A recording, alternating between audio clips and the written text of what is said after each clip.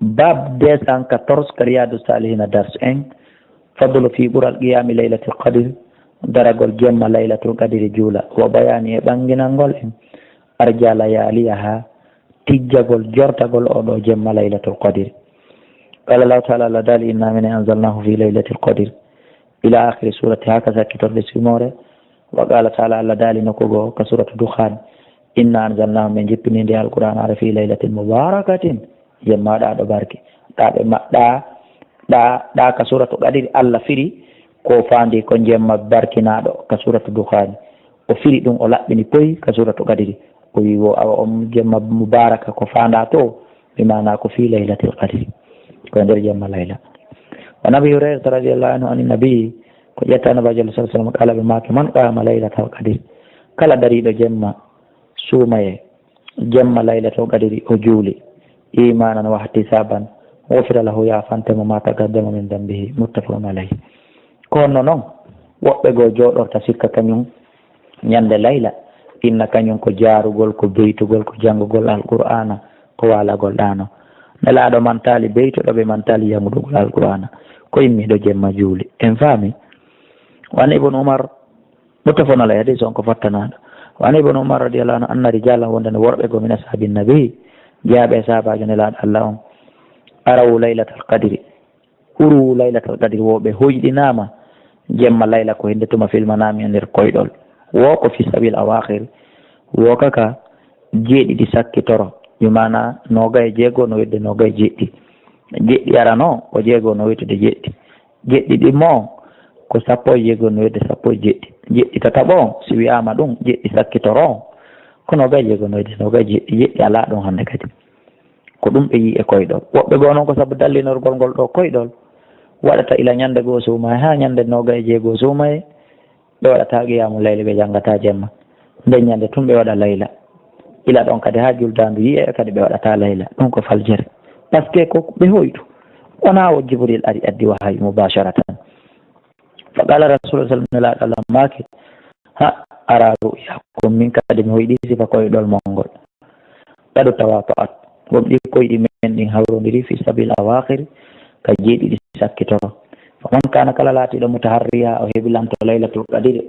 ta kanko ko ɗum tun woni hulande haray e komi yamiri ko min ko yo ɗaɓɓutumo e balɗe sappo sakkitoɗe ɗen fof kono tawi ko ɗum ɗon tun o hulanta falyataharri ha yo heɓilanomo falyataharra ha yo heɓilanomo fi sabil awakhir ka jeeɗiɗi sakkitoro muttafaqun alayhi. wona aishata ƴettama nene min aicha radiallahu anha qalat kana laatake rasulullah ne laɗa ɗon sallah sallam yo jawiru ko ɗum woni himo kawtinotono fil ashril awakhir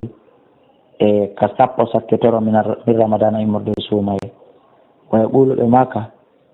taharraw heɓilene laylatul qadri fil ashril awakhir ka sappo sakkitoro min ramadan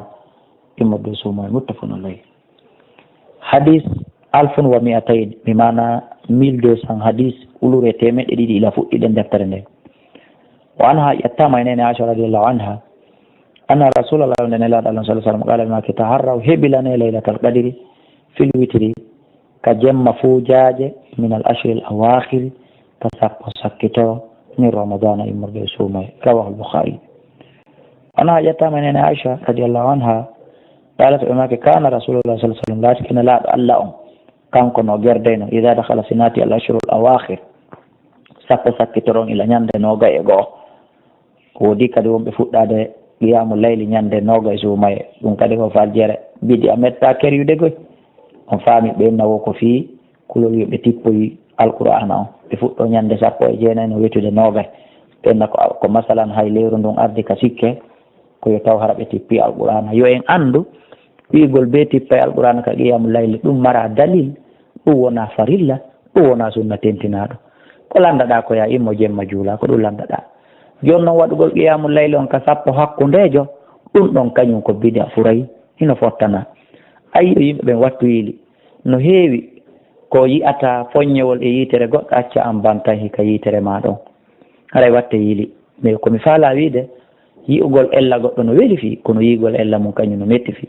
buyi e ahlu sunnal jamaa wonɓe tinniɓe janngayɓe alqur'ana jannayɓe alqur'ana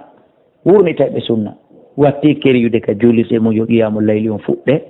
ñande 19 suuma en no wetude nogay inna wo kulol fiwata alqur'ana ron koye timmoyde on ndi ɓe keriyi ɗon mbiɗi ya mawlanaɗo kono ɓeyatande bonnere maɓɓe ɗon kamɓe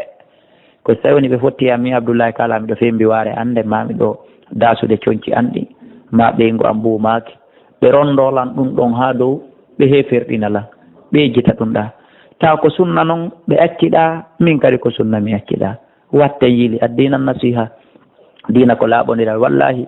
e wonata wowlirowo sengo woto ɓe laaɗomaki sadika man sodaka ka laman saddaka ka jatigi ma ko wowlanɗoma gonga wona gonguinɗoma eko woluɗa kon inchallah ka ella on woniri wo inchallah en laɓɓinaymo en feññinaymo en ɗaɓɓa giɗo ko Allah subhanahu wa taala ɗaɓɓuɗen giɗo noon allahu noon si wonanima giɗo allahu ni'mal mawla wa ni'man nasir yo Allah wonu giɗo men e Allah wonu ballo men aduna e lahara tayyib arten ka darsi nene Aisha maki wosi sappo sakkitoro on naati e suuma e ahya layla ɓe immoto ɓe wurnita jemma on ayqaza ahala ɓe findina ɓeygore nden fof wa jadda wa shadda al mizara ɓe tinno ɓe tiiɗina sentir on ko ɗum woni ko fanda legoy ɓe datto ɓe daro legoy kono sara ko ɓe tun ko haɓɓugol tuba ban ha tenga fanda muttafaqun alayh wona ha ƴettama e maɓɓe galata ɓe maki kana latake rasulullah ne laɗano sallah sallam yejita hidu hiɓe tinno fi ramadana e nder leyru suuma e mala yejita hidu none no ɓe tinnorta fi gayrihi e tanamayru wa fil ashri l awakhiri minhu e balɗe sappo sakkitore ɗen kadi e mayru hiɓe tinno ɗon kadi mala yejita hidu konko ɓe tinnota ko fi gayrihi e balɗe nogay arane ɗen rawahu muslim wa anha jettama nen Aisha toujours gaylata ɓe maki ɓultumi inni ya rasulallah arayta yeetin